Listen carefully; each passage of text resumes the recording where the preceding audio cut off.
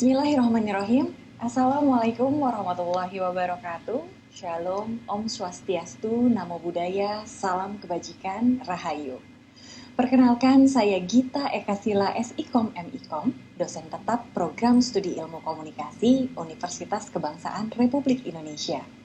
Pada kesempatan kali ini, saya ingin menyampaikan hal terkait mata kuliah yang saya ampu dan sesuai dengan bidang keahlian saya, yaitu mata kuliah Digital Public Relation.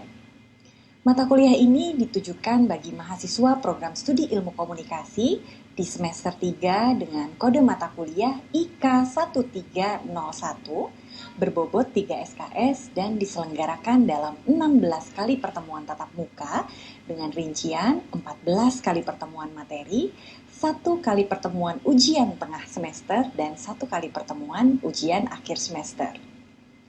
Mata kuliah ini membahas tentang peran dan fungsi public relation dalam konteks era digital, serta pemanfaatan berbagai media digital untuk mendukung efektivitas kinerja public relation. Adapun pokok pembahasan meliputi transformasi public relation konvensional ke digital, strategi komunikasi digital, pemanfaatan media sosial dan website, penulisan pesan digital, produksi konten visual dan audio visual, penggunaan alat digital, manajemen interaksi digital, monitoring media, serta evaluasi program public relation berbasis data.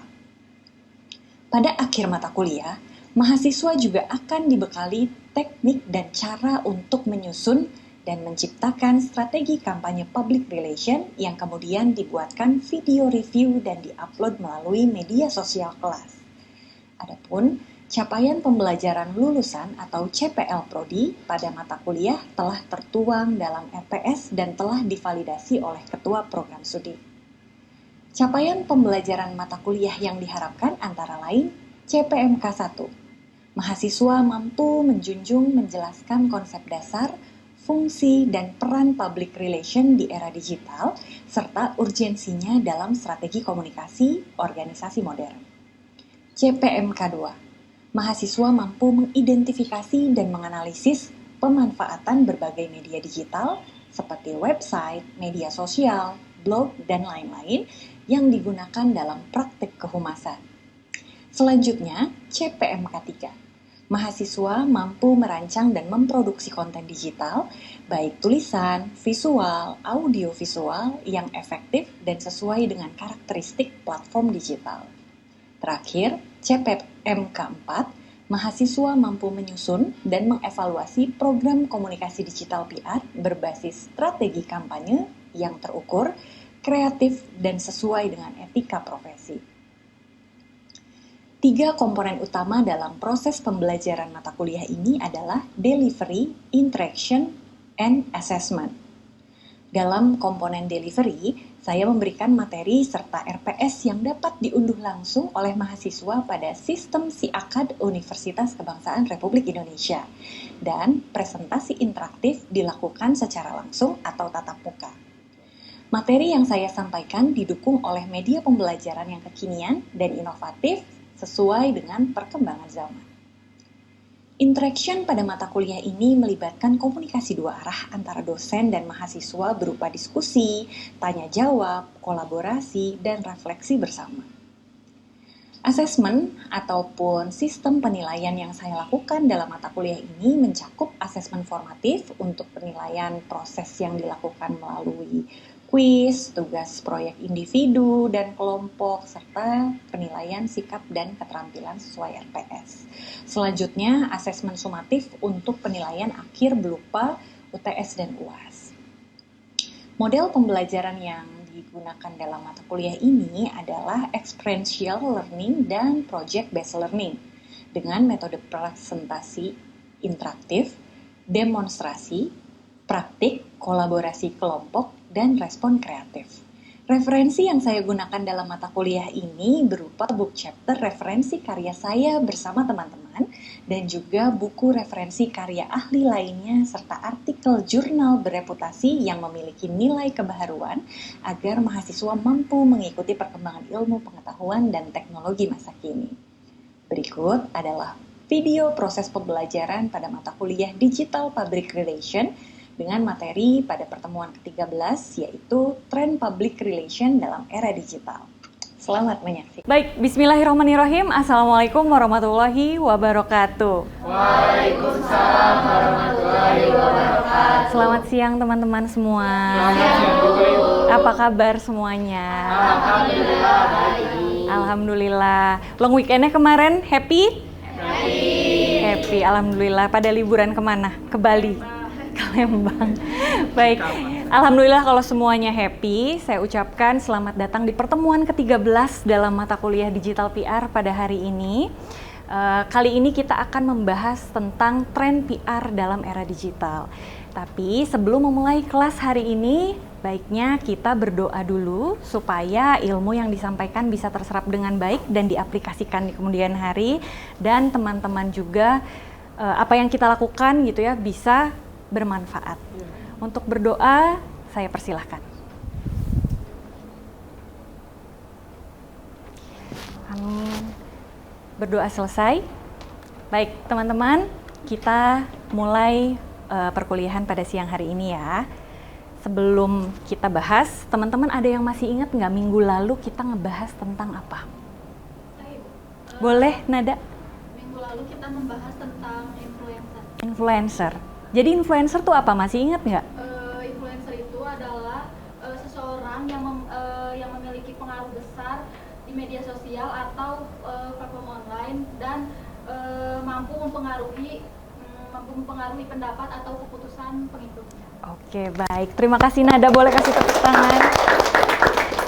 Betul sekali apa yang tadi Nada sampaikan, bahwa influencer adalah orang yang mempunyai kekuatan besar untuk mempengaruhi orang lain atau masyarakat gitu ya. Minggu lalu kita sempat bahas. Lalu ada yang masih ingat nggak apa sih kaitannya influencer dengan strategi PR? Masih ingat nggak? Saya, Bu. Boleh, silakan Bram. Kalau misalnya dari saya pribadi gitu Bu ya, strategi atau hubungannya yang strategi influencer dengan PR itu, kalau misalnya dia itu bisa menyebarkan pesan gitu Bu. Ya. Nah, bisa menyebarkan pesan dan bisa dipercaya oleh banyak orang, terutama lagi kan sekarang bisa melalui media sosial gitu Bu. Oke, baik. Terima kasih. Berarti semuanya masih ingat ya. Boleh kasih tepuk tangan juga untuk Bram. Betul tadi apa yang disampaikan oleh Nada dan Bram, bahwa saat ini teman-teman kita seorang PR di perusahaan atau di organisasi itu kalau bekerja sendiri agak berat. Karena informasi di media sosial itu sangat banyak sekali. Makanya kita butuh kekuatan influencer untuk membantu menjembatani komunikasi publik dari perusahaan ke masyarakat sesuai dengan apa? Klasifikasinya gitu ya, sesuai dengan kesukaannya. Karena mau nggak mau ketika kita follow influencer, berarti followersnya itu biasanya suka yang spesifik-spesifik. Contoh, ada yang follow orang yang sangat paham keuangan, ada yang senengnya follow penyanyi-penyanyi, ada yang sukanya follow gamers, ada juga yang suka follow orang-orang politik. Jadi semuanya beragam gitu ya. Oke, sekarang kita masuk ke materi. Hari ini kita membahas tentang tren PR dalam era digital. Kira-kira tren PR seperti apa sih yang saat ini lagi tren, teman-teman? Atau hal apa sih yang teman-teman tahu yang lagi tren? Boleh? Kalau yang saya tahu itu ada dua. Yang pertama itu endorsement dan yang kedua PR package. Yang pertama endorsement dan yang kedua PR package. Betul sekali. Boleh kasih tepuk tangan. Ada yang mau nambahin barangkali? Oke, tadi jawabannya sudah betul, tapi mungkin saya tambahkan ya, sebetulnya ada 3 hal fundamental sekarang yang menjadi tren. Yang tadi sudah disebutkan betul bahwa endorsement sekarang menjadi vital karena mau nggak mau kita biasa bekerja sama dengan influencer yang tadi sudah disampaikannya minggu lalu. Yang kedua ada PR package. Contohnya ada di depan, nanti kita akan bahas. Dan yang pertama adalah yang tidak kalah penting adalah storytelling. Kita bahas satu persatu ya teman-teman. Nah, bisa dilihat di slide bahwa Seth Godin, ahli pemasaran itu menekankan bahwa people do not buy goods and service, they buy relation, stories, and magic. Jadi sekarang, era sekarang, orang-orang itu tidak membeli lagi barang karena dia butuh. Biasanya mereka membeli barang karena mereka ngerasa ada ikatan emosional. Betul atau tidak? Contohnya teman-teman suka nonton TikTok Shop atau Instagram story-nya influencer-influencer? Kira-kira pernah nggak beli barang karena ngeliat influencer yang kita suka pakai barang tersebut? Pernah dan sering gitu ya. Barangnya apakah benar-benar bagus? Ada yang bagus, ada yang enggak. Ada yang bagus dan ada yang enggak ya. Baik, jadi kalau misalnya kita lihat dari statementnya Seth Godin ini, bahwa sekarang itu masyarakat tidak suka dengan hal yang langsung jual. Harus ada storytellingnya, harus kena dulu perasaannya, harus kena dulu tensionnya gitu ya. Kenapa sih storytelling penting? Yang pertama, bisa membangun koneksi emosional. Yang kedua, meningkatkan daya ingat, karena mau nggak mau biasanya sesuatu yang emosional itu kan pasti nempel ya, kita selalu ingat gitu.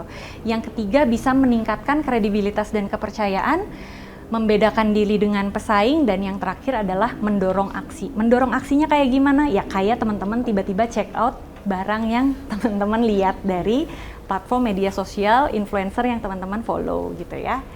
Nah, contoh kekuatan storytelling tuh kayak gimana? Yang saya munculkan di sini adalah perusahaan Gojek yang suka teman-teman pakai. Nah, perusahaan Gojek ini humasnya selalu mengupload konten-konten tentang drivernya. Baik drivernya dengan sesama driver, atau driver dengan keluarganya yang karena dia ikut Gojek, akhirnya keluarganya bisa sekolah, bisa hidup kembali, dan lain-lain gitu ya. Nah, story-story itu tuh pada akhirnya membuat masyarakat simpati, empati, dan akhirnya pakai Gojek aja deh. Soalnya kalau misalnya kita pakai Gojek, nanti kita bisa membantu satu keluarga untuk menghidupi keluarganya gitu ya, kurang lebih seperti itu. Lanjut. Nah, selanjutnya kita akan membahas endorsement dalam digital PR. Endorsement ini teman-teman erat sekali kaitannya dengan hal yang minggu lalu kita sempat bahas. Karena kalau misalnya kita berbicara endorse, otomatis kita harus bekerja sama dengan yang namanya influencer. Nah, boleh dibaca ya, endorsement adalah bentuk dukungan atau rekomendasi yang diberikan oleh pihak ketiga, baik individu atau organisasi terhadap suatu produk, layanan, ataupun merek gitu ya. Jadi boleh promoin organisasi, barang, ataupun event-event dan lain-lain gitu ya. Nah, kalau misalnya kita berbicara tentang endorsement, ini ada evolusi. Kalau zamannya dulu, zaman televisi, belum ada media sosial, teman-teman kalau di iklan-iklan TV ngelihatnya siapa yang memperkenalkan produk? Artis. Jangkauannya luas, karena TV itu skalanya nasional ya, bahkan ada stasiun-stasiun TV yang jangkauannya internasional. Tapi dengan adanya era digital seperti saat ini, teman-teman, ritmenya berubah. Pada akhirnya muncul yang namanya influencer gitu ya. Nah, di mana si influencer ini akan lebih spesifik mengkampanyekan pesan dari perusahaan atau brandnya dengan bahasa masing-masing yang unik. Kalau tadi di TV itu pakai bahasanya bahasa humas atau marketingnya, kalau di media sosial biasanya humas akan membrief influencernya, dan influencernya biasanya menyampaikan dengan bahasa sesuai dengan karakter dan ciri khas influencernya masing-masing. Seperti itu ya. Nah, di sini ada jenis-jenis influencer, silahkan teman-teman lihat. Ada 5 pengklasifikasiannya. Yang pertama nano influencer, micro influencer, mid-tier influencer, macro influencer, dan mega influencer. Bisa dilihat ya nanti si klasifikasinya. Ini nggak mesti dihafalin teman-teman, karena nanti disesuaikan aja budgetnya. Jadi kalau misalnya perusahaan atau organisasinya teman-teman punya budgetnya kecil, berarti tinggal pakai nano influencer, tapi nanti disesuaikan lagi siapa yang bisa mewakili perusahaan atau brand kita untuk menyampaikan informasi kepada publik gitu ya.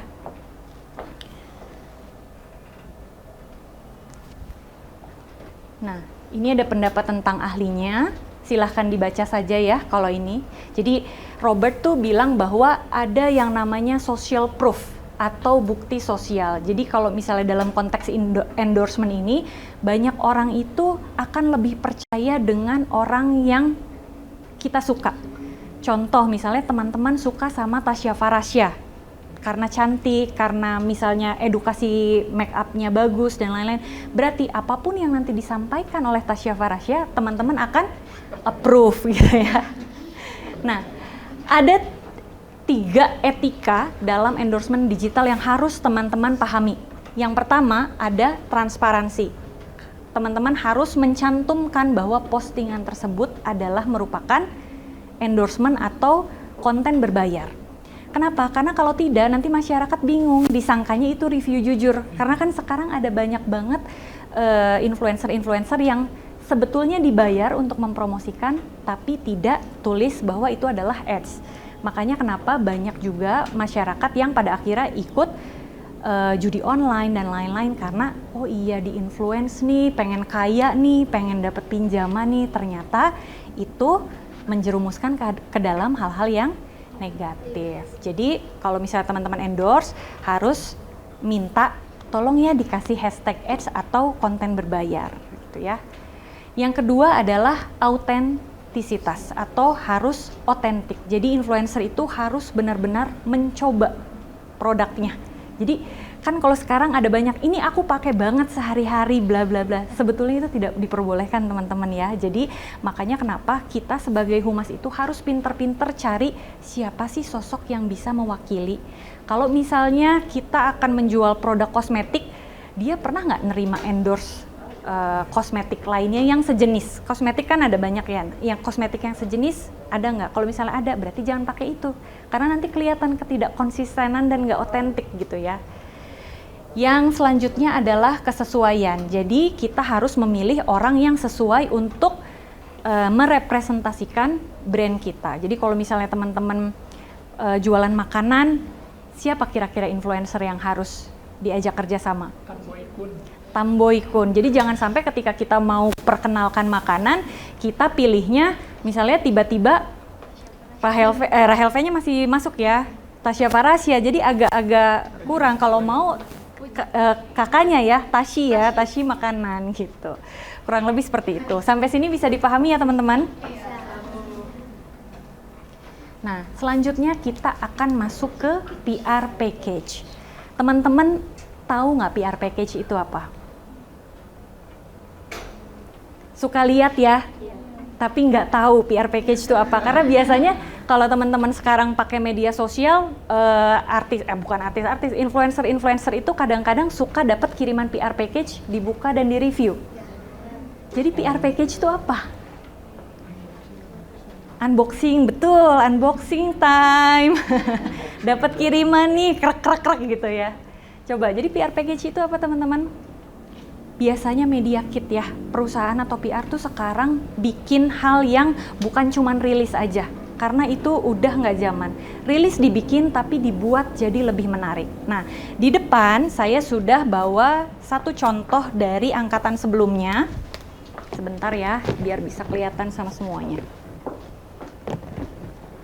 Nah, ini adalah contoh PR package teman-teman yang dibuat oleh kakak tingkat ya teman-teman. Bagus nggak? Bagus. Jadi di dalamnya ada produk dan ada pesan brand dan campaign-nya. Terus ada yang menggambarkan ini sebetulnya apa sih? Dalamnya ini parfum. Ya. Nah, ini bisa diputar lagi karena ternyata dia meluncurkan 4 varian. Saya cuma mencontohkan konsepnya aja ya supaya teman-teman ada gambaran. Nah, ini yang Raunch Vanilla. Jadi ada 4 di sini. Saya nggak mesti buka satu-satu kan ya. Nah, nanti teman-teman juga harus mampu membuat hal yang seperti ini. Kenapa? Karena hal ini sedang tren dan sangat efektif, teman-teman. Packingan eksklusif dari brand, terus juga masyarakat pengen, karena biasanya diembel-embeli dengan ini limited edition gitu ya. sampai ke Oreo aja ada limited editionnya gitu ya. Pokoknya sekarang semuanya dibikin limited edition. Ini saya tutup dulu ya. Nah, nanti kalau misalnya mau lihat lebih detail, boleh banget teman-teman.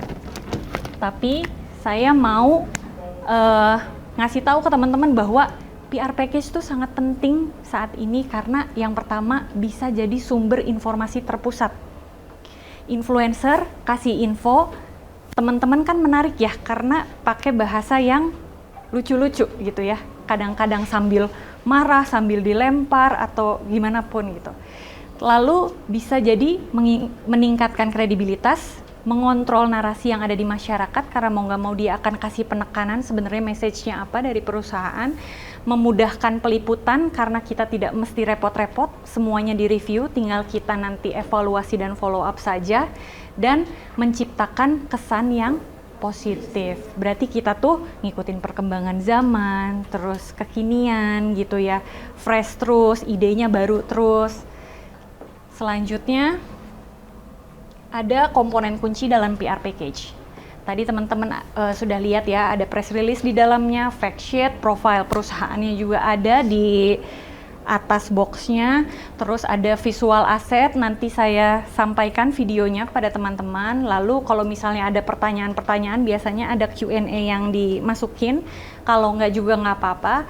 Lalu ada produk sampel yang bisa di trial sama si influencernya gitu ya, sama surat pengantar personal biasanya giving card gitu yang suka dibacain sama influencernya.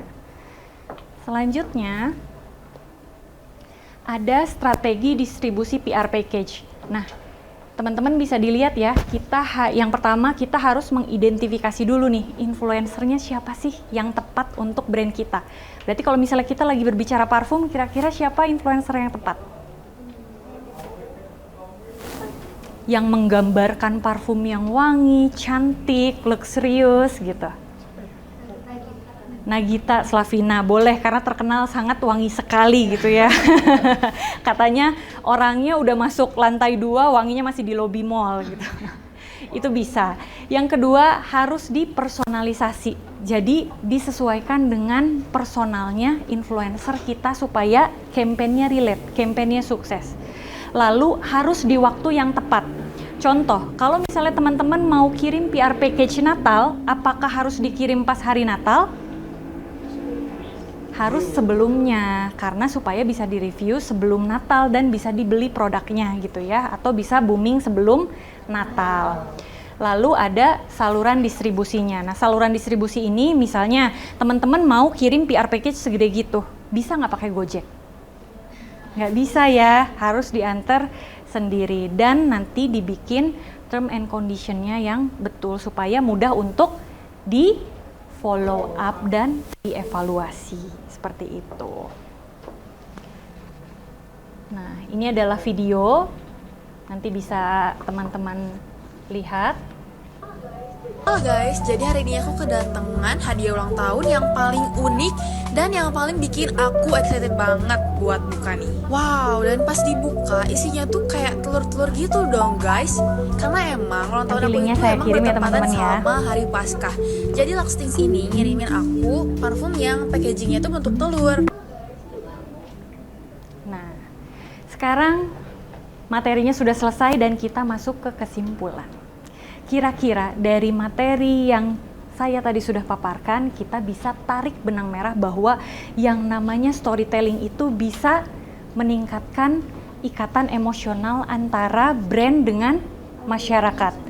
Tapi yang namanya menyampaikan pesannya itu, storytellingnya itu, kita harus bekerja sama dengan influencer untuk di endorse gitu ya. Nah, barangnya apa? Itemnya apa? Melalui PR package yang nanti teman-teman kemas sedemikian rupa. Nah, untuk 1 minggu sebelum UAS, nanti teman-teman akan saya kasih tugas untuk membuat PR package sesuai dengan tema acara dari perusahaan atau organisasinya masing-masing. Setuju? Setuju. Boleh. Sampai sini ada yang mau ditanyakan dulu teman-teman? Boleh, silakan. Ada nggak Bu strategi buat bikin PR package mana dulu? Oke, strategi bikin PR package karena kadang-kadang kita tuh bingung mau bikin apa sih gitu ya. Nah, ini harus kembali lagi ketika kita membahas tentang dasar-dasar humas. Ada yang namanya strategi PR ketika membuat event kan. Teman-teman biasanya humas itu harus bikin kalender per tahun dulu. Nanti di breakdown ke kalender per semester, per triwulan, per bulan, dan per minggu. Nanti di kalender itu kita udah tahu nih event-event mana aja yang akan kita rayakan. Contoh, oke, nanti lebaran kita mau bikin hampers. Temanya apa? Kalau hampers berarti warnanya harus seperti apa? Kan nggak mungkin lebaran warnanya merah gitu ya. Nanti disesuaikan temanya. Nah, nanti kita cari tahu dulu, ada nggak kantor itu, perusahaan kita itu lagi bikin special event nggak? Atau lagi ada campaign apa nggak, misalnya peluncuran apa dan segala macam, itu bisa digabungkan. Tapi kalau misalnya enggak, ya udah Idul Fitri aja gitu ya. Nah, lalu setelah kita tahu nih, oh eventnya adalah Idul Fitri, berarti kita harus melakukan research dulu. Research, planning, action, evaluation. Di research, kita tuh harus cari tahu bahwa lebaran ini sekarang masyarakat lagi sukanya apa. Contoh, kalau kemarin kan suka yang shimmer-shimmer, burgundy-burgundy, dan lain-lain. Karena mau nggak mau kita harus meriletkan. Karena kalau nggak, kita nggak akan FYP. Ingat, strategi PR di era digital itu bukan cuma 5W1H, teman-teman. Tapi ada satu faktor yang teman-teman nggak boleh lupa, adalah faktor wow.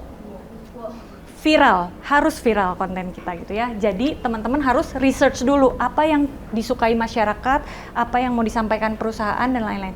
Lalu baru masuk ke bagian planning. Teman-teman mau bikin apa nih gitu ya.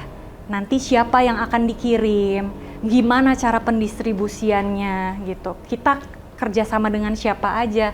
Lalu baru masuk ke action. Action adalah eksekusi dari bikin PR package-nya. Nah, setelah dibuat dan didistribusikan, teman-teman jangan lupa harus selalu mengevaluasi. Karena mau nggak mau kita harus tahu impact-nya apa sih ketika kita ngeluarin PR package itu. Apakah views ke brand kita meningkat, ataukah engagement-nya naik, atau penjualannya naik gitu ya. Nah, kurang lebih seperti itu. Bisa dipahami? Bisa. Ada lagi yang mau ditanyakan teman-teman sebelum kelasnya saya tutup? Cukup. Baik, kalau misalnya cukup, saya berharap semua yang sudah saya sampaikan bisa diterima dengan baik sama teman-teman, dan saya berharap teman-teman bisa menjadi PR yang sangat inovatif di era seperti saat ini gitu ya, supaya nanti teman-teman tidak termakan oleh perubahan zaman, tapi teman-teman yang memenangkan perubahan zaman itu gitu ya. Oke, kelasnya saya tutup, tapi sebelumnya saya mau mengingatkan absennya nanti bisa scan pakai QR. Kalau nggak salah tadi ketua kelas sudah menyampaikan bahwa ada yang sakit ya? Ya, ada Bu, 2 orang. Sudah ditengok? Nanti jangan lupa ditengok atau ditanya kabarnya ya, supaya tidak kesepian. Cenah gitu. Oke, teman-teman, karena waktunya juga sudah habis, saya izin tutup kelasnya. Terima kasih atas waktu dan perhatiannya. Saya berharap teman-teman bisa terus sehat dan terus semangat. Sampai ketemu minggu depan. Billahi taufik wal hidayah. Wassalamualaikum warahmatullahi wabarakatuh. Waalaikumsalam.